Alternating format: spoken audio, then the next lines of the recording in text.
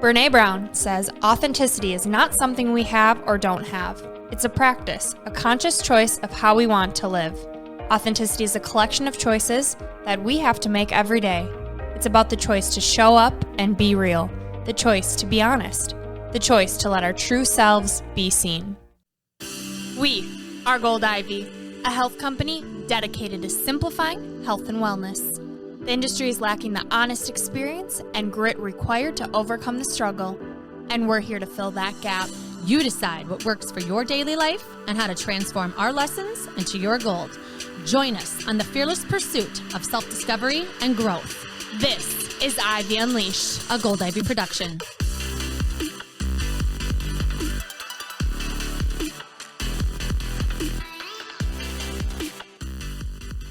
Hey guys, happy Monday and welcome back to Ivy Unleashed. You are here with Brooke and Andrea.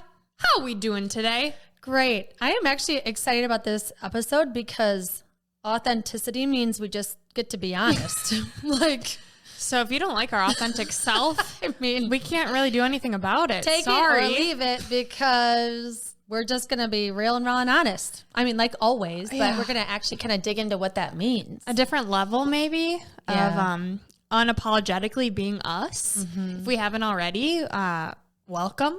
I mean, if you're new here, we are always really raw and vulnerable. But, the last few weeks we've been talking about being comfortable, being uncomfortable, and what we're learning in therapy and the hard work that it really is. And so they were like, let's talk about what it even means to be true to yourself. Like when you're doing this work, why are you doing this work? It's to figure out who are you even? Yeah. And it's a hard topic. Yes, it is. And it's always evolving and changing. And to even know who am I in the midst of it is also changing and evolving. And so it's kind of like this moving target of who am I today? I mean, I have these core values that pretty much always stay with me, but I feel like your roles change, your career changes, people in your life come and go.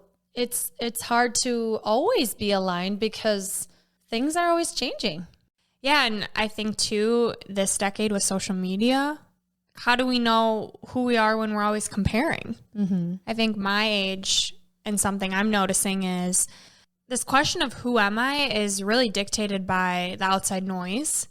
And it takes a lot of work to quiet that external noise of not only what I see on the media, but the people I surround myself with, right? Like you're 10 years older than me. And so obviously you're my role model and I look up to you, but we're different. I think about who I was 5 years ago. I still have some of these same core values, but I'm in a completely different spot, health-wise, job-wise, living-wise, things I didn't really think would be a part of my life. And as much as I'm creating my own path for myself, it's like this innate of who am I? Who have I always been? Am I still that girl? Like what part of me is the same and who isn't? And how do you do that work? And why is it so important to do that work? Yeah, is what we're questioning. I also want you to know that a lot of people my age that are my friends or peers or colleagues say to me, it's so awesome that Brooke is 25 and already doing this work, because a lot of people go their whole life and don't dig into, what do I want out of this and what do I value? And so I just want to applaud you for being 25 when like most people are blacked out and not thinking about important things in their life. And I think it's awesome that you're already at this space and you know that it's not perfect and you know there's no one right way and that you're continuing to challenge yourself and find that balance in the process. Yeah, I mean, get you a girl that can do both. I'm just kidding.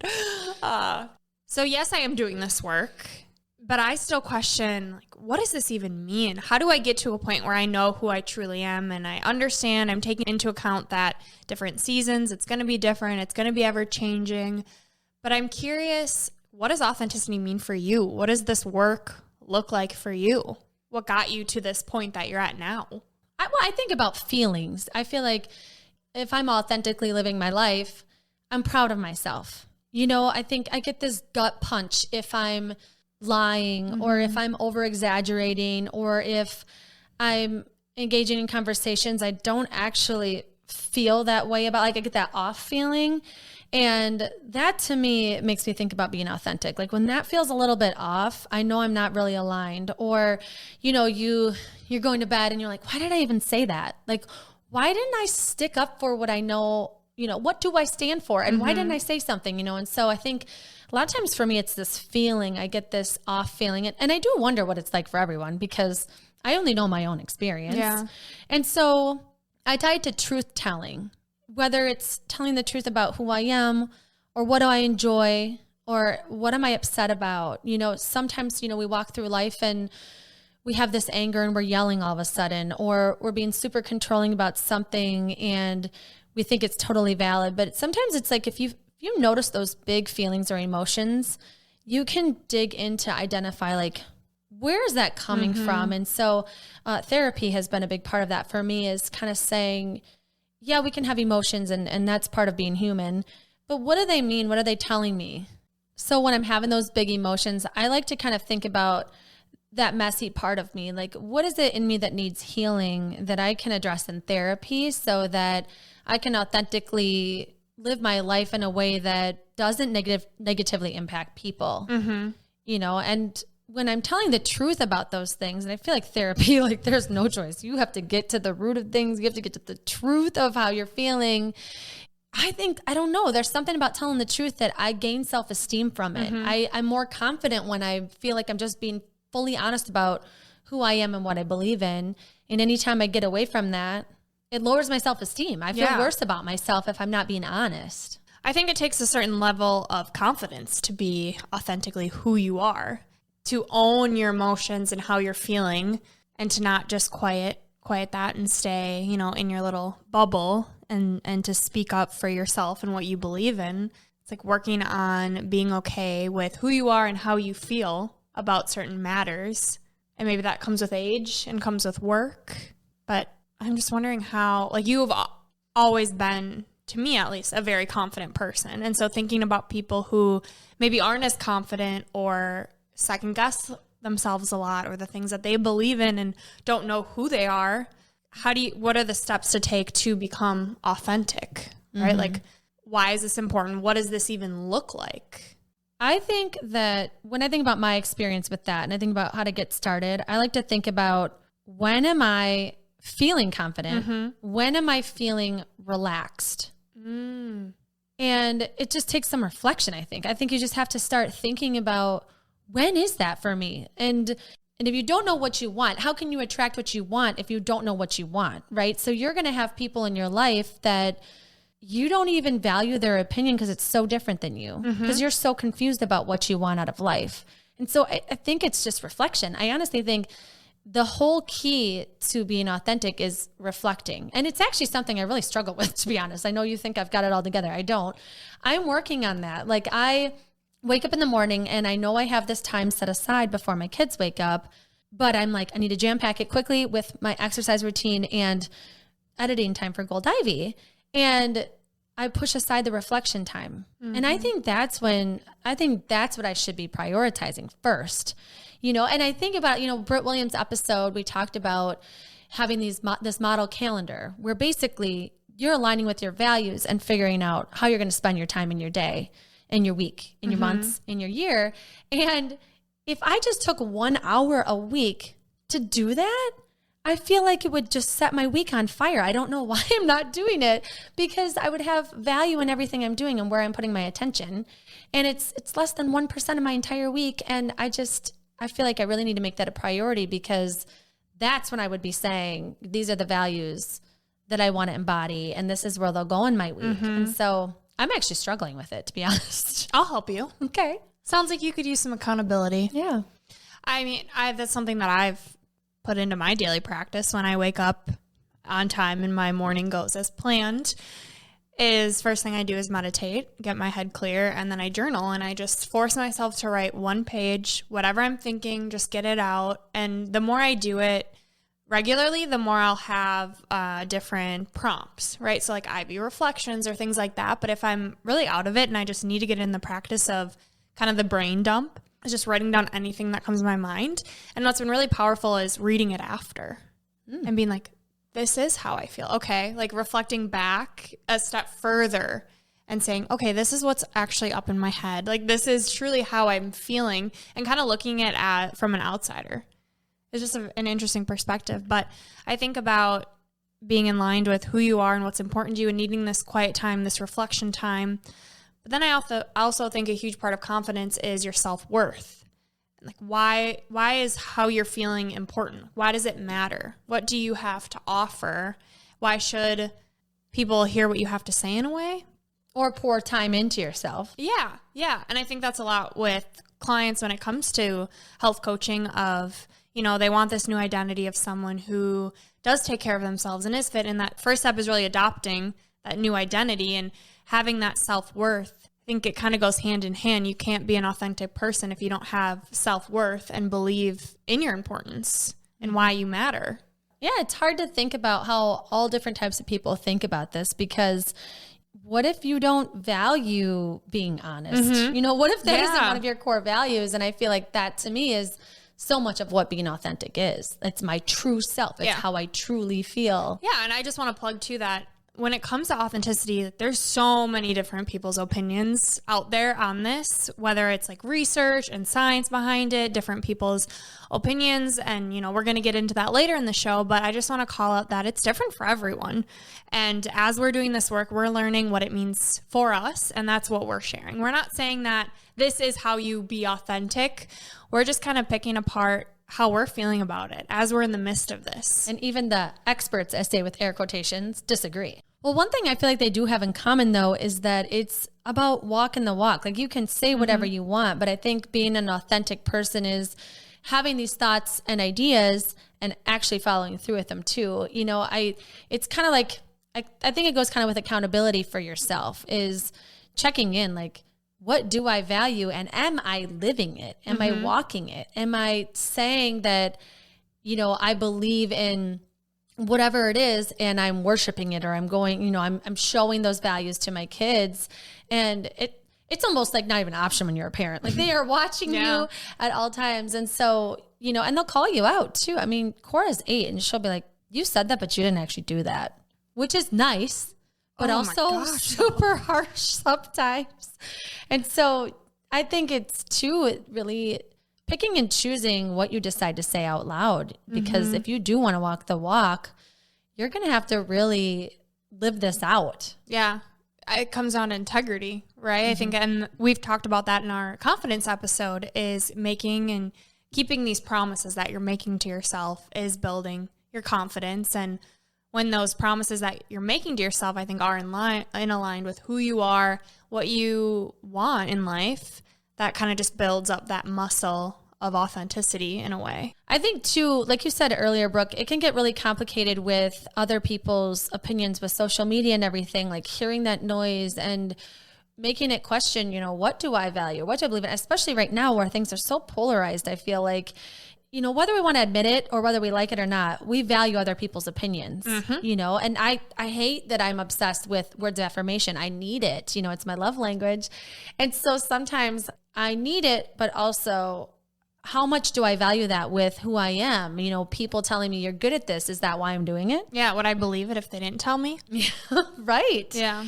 Yeah. And so this topic of being authentic is super tough, because when you do feel like you're out of alignment and you do want to make a shift, a lot of people resist doing it because it can create some really unpleasant waves in your circle, whether it's you want to switch a career or switch up things in your relationships. I mean, living out who you truly are when you haven't been will change your environment. It will change everything around you. And, eventually I think it will all be a blessing because it will be aligned with you, but it's going to be rough. And work. Yes. And I think it's why people distract themselves and numb themselves with social media too, is because, you can distract yourself from the true you, probably for way longer than you ever should. And social media makes that really easy on you. I think it's the same thing with alcohol, drug, like anything you're numbing yourself, you're doing these actions for a reason. It goes back to what you were saying earlier, like this underlining, why am I doing what I'm doing? What's really important, and honing in on how you even feel, right? And there's some really great facts and kind of nuggets that we pulled from different researchers that we think can kind of help craft this in a way that makes sense of steps and different characteristics of people who have a high level and high sense of authenticity. I think the biggest reason why we want these steps for you and ideas for you and for ourselves is because, we're constantly focusing on other people's peace and other people's comfort and other people's happiness instead of, at least pouring that amount of effort into ourselves. And if we just did that, we would be on fire all the time. And we want you guys to feel on fire. It feels good to be doing something that feels completely in alignment. I love it. And I want that for other people. And so this is exactly what Ivy Unleashed is about, is breaking down this big word, authenticity. What does it mean into these steps? And we want to hear from people that have studied this and done the research to determine what does this even mean? Yeah, it's a big word to tackle. And a lot of people, different psychologists have a completely different viewpoint on it. But one thing that I noticed kind of common was that they all believe that it's an ever-going process, that it's an ongoing process, and it really takes reflecting on your values and understanding the roots of your current beliefs so that you can help unpack them. Do I really feel this way? What do I even believe? What are these beliefs that have been imprinted on me when I was younger? My dad said I wasn't good enough, or my mom said I'll never be skinny or pretty enough. These things that stick with us, and our actions and our beliefs, our self-worth are tied around them. And until we do this work of why do I think the way I think, having that outside perspective of a coach, of a therapist, can we really then figure out what is authentic to me and who I even want to be? All right, so we have psychologist Michael Kernis and Brian Goldman, who developed this authenticity inventory comprised of 4 key factors, which I found very interesting. So breaking it down, breaking authenticity into 4 different factors. The first one, self-awareness, knowledge of and trust in one's own motives, emotions, preferences, and ability. Self-analysis. Yeah. If you don't know what you want, how can you ever be happy? And also the things that you're doing, and kind of looking at it as an outside perspective, viewing yourself. So that was interesting. Number 2, unbiased processing. Clarity in evaluating your strengths and your weaknesses without denial or blame. What am I good at? What could I use some work at? I also think unbiased processing, I think of listening more than speaking is what comes to my mind. I was listening to a podcast and it was Jay Shetty, and it was, what's the best advice you've ever gotten? And the guest said to listen twice as much as I talk. Yeah, they say you got 2 ears, 1 mouth for a reason. But yeah, it makes me think of Socrates too. He talked about, is it kind, is it necessary, and is it true before you say anything? And I like to think I feel like kind is used like so much. I like to think of like warmth. Like, am I adding warmth to the conversation instead of harshness? Yeah. Because my nature is not super, super warm. I mean, some people say it is, but like to me, I know I could always be warmer than I am. And so that's something I struggle with because I talk a lot. And I'm here to learn. Like, I want to know more about the people around me. And so I need to shut up and listen. Do you think like more inviting is what you want to be when you think of kind and warmth? Or do you think of more like love? Because when you say warmth and kindness, I think of love. And I feel like you do a great job of that. Well, thanks. I'm glad you feel that way. But I think it's more like not coaching people, but almost digging deeper to show the warmth that I care about what they're talking about instead of listening to respond. Like I'm listening to learn more about you. And let me ask one more question so you know I'm listening. Yeah. So you know I'm interested. And then maybe I'll learn something too from you because I feel like you're in my life for a reason. Why am I not listening to you more? Yeah. One thing I've learned and have been reflecting on lately is the relationships in my life and wanting them to be deeper, right? Like I'm a very deep person. I don't like surface level conversations. I want to know how you're doing. And I've been getting upset lately when people aren't like, how are you doing? Because I'm very much like, how are you really doing? Like, let's talk. How's this? How's life? Whatever. And I just kind of had this realization of be the model. If you show people that this is truly how you care and what it can look like and how good that feels for someone to ask you, how are you doing? Like, how are you? When you walk into a room and not just, hey, or not even acknowledging someone. And so it's this idea of being the model and being okay with that, which is really hard to wrap your brain around. But yeah, and sometimes you don't want to be, but I think if you're checking in with yourself, you'll be proud of yourself for doing that. So whether people notice or whether people also participate in that same type of behavior, that's on them. Right. You know, it's and like knowing your intentions are true and pure to you and your values. And you won't kick yourself at the end of the night. Like, why did I say that? Like, why did I participate in that? I don't even care about that. You won't be doing that. You'll be like, wow, I reflected. I took a minute. I listened, and other people did what they did, but that's on them. And I'm just going to focus on. I'm happy with my actions. Yes. They align with who I am. This therapy thing. It's getting me. I know. Number 3, behavior. Exactly what we're just saying. Acting in ways that are congruent with your own values and needs, even at the risk of criticism or rejection. Doing what's true to you, even if people aren't going to like it. I think that's a hard one, because what if what's true to you is being a dick? I know. Well, I was preparing for this. I'm like, what if there's like a psychopath listening that like literally loves stealing and lying and cheating? They probably aren't listening to Ivy Unleashed. I right? hope not. Go away if you are. You know, maybe they'll take some. Actually, come, listen, take some of this gold. Yeah, but it's true. Like, I don't know. When you think about it, like, I like to believe that I have really good intentions, but who am I to say that someone else's intentions aren't good? Coming back to Britt Williams with this topic of other people's opinions, we were kind of talking about what it means to really tune into your authentic self. And I was saying, you know, I really want to touch on not valuing other people's opinions so much.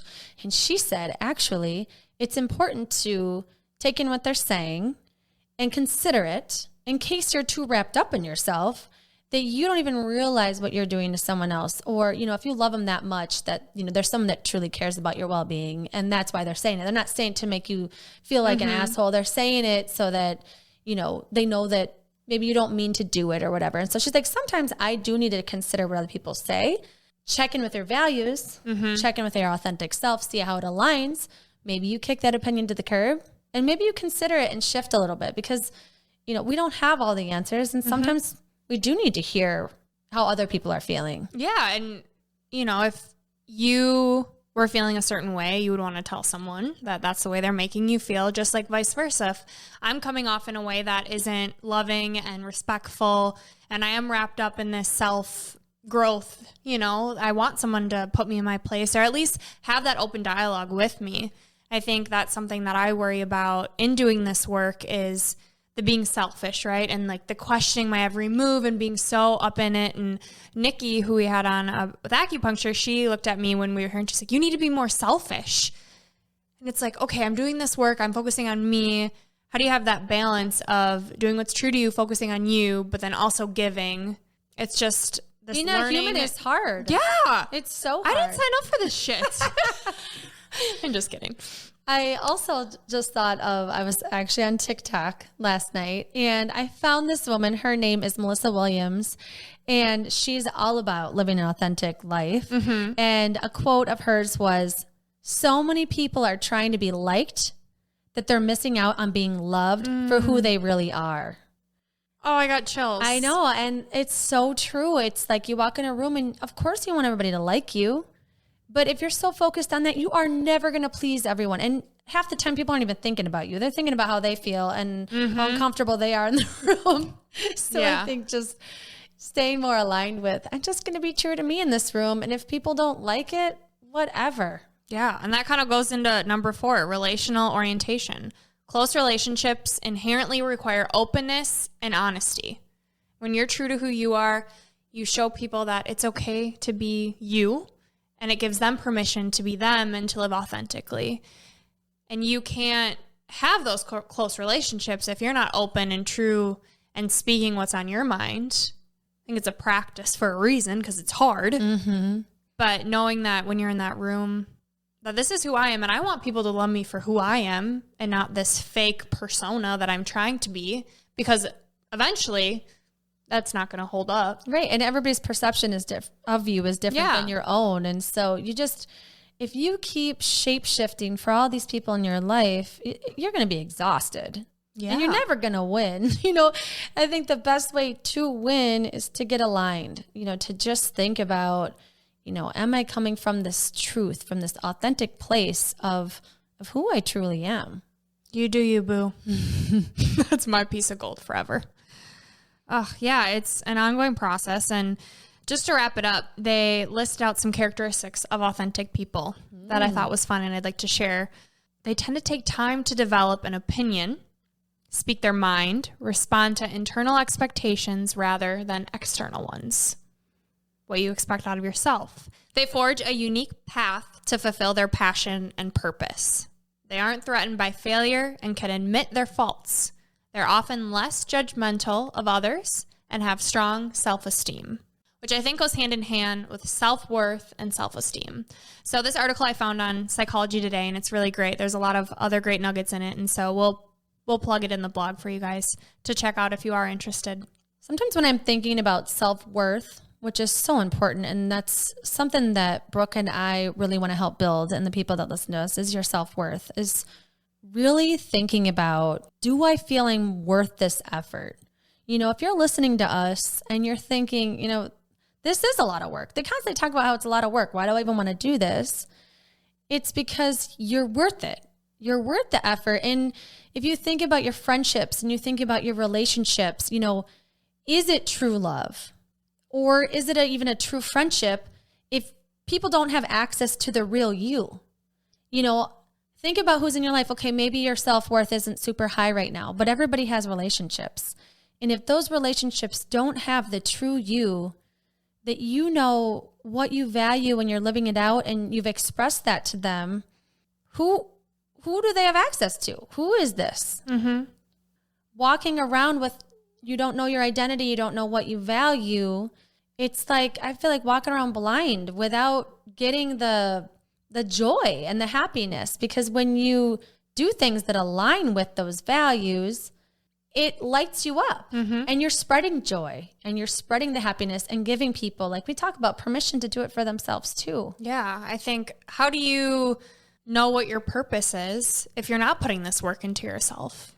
Right? A lot of times we talk like, I don't know what I'm here for. Like, is this worth it? What is worth it to you? Like turning back that question on yourself of, what do I have to offer? Like, what ignites my soul on fire? Because if you're going to live out your values and what's important to you, think about how just kick ass you could feel, right? To your point of walking around on fire. Mm-hmm. Like, why are you settling for a mediocre life when there are tools that can help you get to a more fulfilled place, to a place where you don't have to escape from your reality, where you can wake up and be excited for the day ahead and make the most of the time you have on earth. I think about people that don't think they're good at things right now. When you're saying this, I'm thinking about people with low self-esteem. And I want to encourage you, if you do feel down on yourself or you don't feel like you have a ton of self-esteem, is to think about, how can I take one of the weaknesses in my life that I hate thinking about and turn it into a strength, or share that you're struggling with that to empower other people to work on it too. You know, I think that's really hard to admit faults. Like you said, it's hard to admit mistakes, or it's hard to admit what we're not good at. But I think sometimes even saying it out loud or writing it down gives you that permission to like, let's just think about how I could work on this a bit, because I know if I do, it's going to build my self-esteem. And that's something I know I need. I desperately need to feel better about myself. And so whether you feel like you're good or bad at stuff, it's okay. Yeah. We're all bad at certain things. I tell you everything I'm bad at. I could list another 20 things if you want some ideas of what I'm bad at that I'm working on. I think it comes down to owning it. Like, it's not good or bad. It's my truth.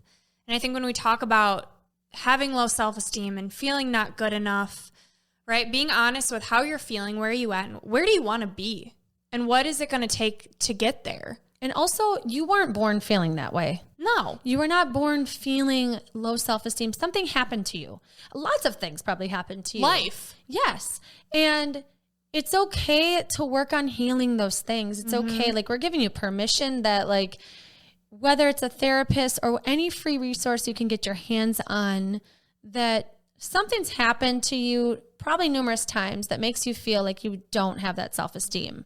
And we just want to send out some empathy for that, because it's tough to feel low. It's tough to feel like you're not good at anything. And this conversation around values gives you the power. We all have them. And we just want you to tune into them so you can start building some skills around that and just start creating this life that looks like something you love and that you can continue to put action and effort into those things that will make you happy and bring you joy. It's a practice, right? It's not an overnight thing, just like going to school and getting a job and learning out how to work out or eat in a way that fuels your body. It's not an overnight thing. It's a practice, and it's supposed to be hard because think of what it's going to get you on the other side of it. I think a common theme with this work is that it's really vulnerable. It requires you to just feel really raw and open and exposed, and that's tough. And whether it's with someone else, it doesn't have to be with someone else. It doesn't even have to be a friend. This could just be work you do by yourself to get started. And we love Brené Brown. She is all over all of the work that we're finding, all the research we're finding. We love her input. And she has a quote that says, "In order for connection to happen, we have to allow ourselves to be seen, really seen." Yeah, and the reason we're bringing Brené up is because she's known for her work on vulnerability, shame, and authenticity. And I found an article by Verily, a woman's magazine, that beautifully captures her work on authenticity and why it's so important. But first, I just want to tell you about this magazine because it's incredible. And it could not align more with our mission. And so from their bio on their website, Verily sifts through the noise of the world to elevate what is honest, real, and beautiful for the modern woman, facilitating her connection with the things that matter the most to her. We're fostering a movement that doesn't embrace the ideal body type, image, or status, and that doesn't tell a woman how she's supposed to be, but instead empowers her to be who she is. So before we get in, I just wanted to say, check out this magazine online. It's incredible. It's called Verily. Again, we'll plug it into the blog. But this article that I found by them, it's titled Powerful Lessons About Authenticity Everyone Needs to Hear. Breaks it down and compares authenticity to some other common characteristics and concepts that are important. So the first one they talk about is a link between authenticity and shame. In her book, The Gifts of Imperfection, Brown says authenticity is the antidote to shame. We cannot share ourselves with others when we see ourselves as flawed and unworthy of connection. She also says in her book, I thought it was just me, but it isn't. It's impossible to be real when we are ashamed of who we are and what we believe. So again, that's self-worth. Mm-hmm. I love all of her books. I can't even talk about them enough. Yeah, I love Daring Greatly is my favorite, but Braving the Wilderness is so good too.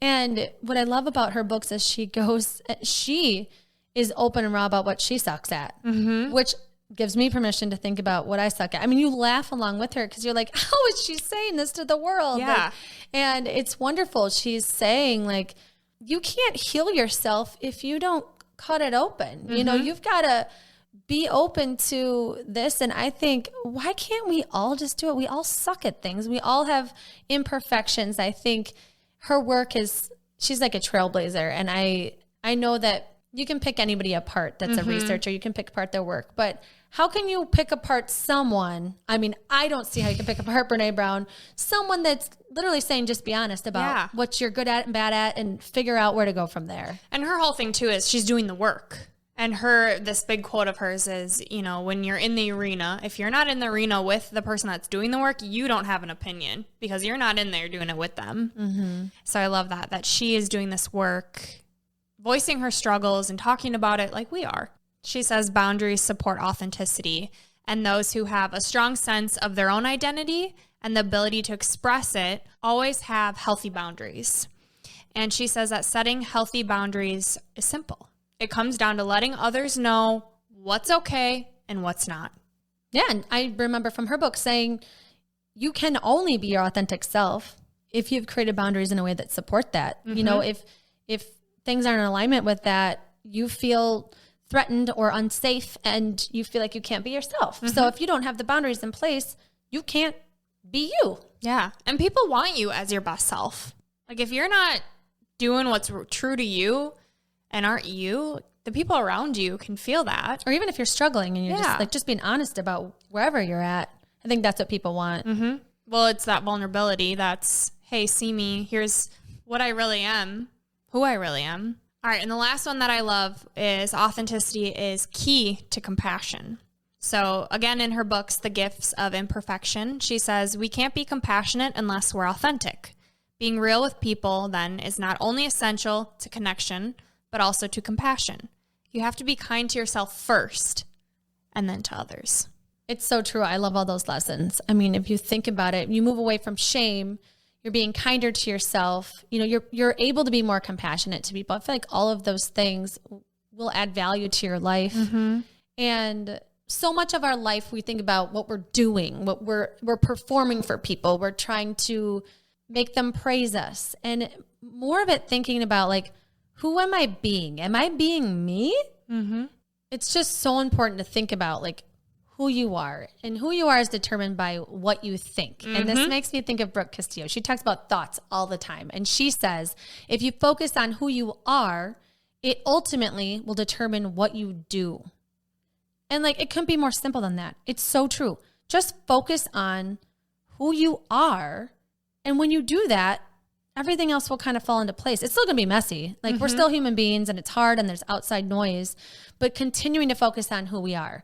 And I need to do this. I'm telling you, I'm struggling with it, and I will use you for accountability, is setting aside that time. And I say it, but I'm not doing it. Mm-hmm. And so what I need to do is put it in my calendar. I need that hour a week and figuring out where it makes sense for it. And maybe that's Sunday for me. Maybe that's my most relaxed day now, that I take an hour then. It's not work. It's aligning with my values, which I think Jesus would love for me to do.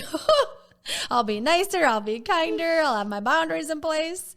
And I encourage everybody else to do that too. Maybe it's not an hour. Maybe it's literally 10 minutes to start.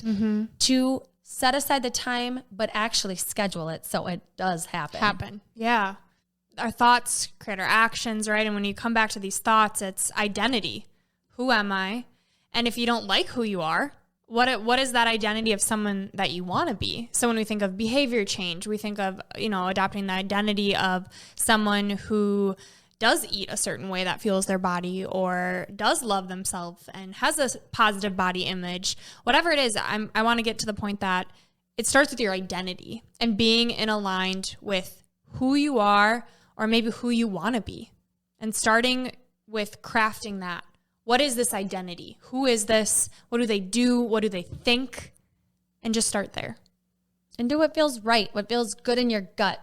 If you need to pray about it, pray about it. If you need to talk with someone about it, talk with someone about it. Whatever you need to do to start to feel like you're more at ease, and follow that ease. Follow the peace in your life.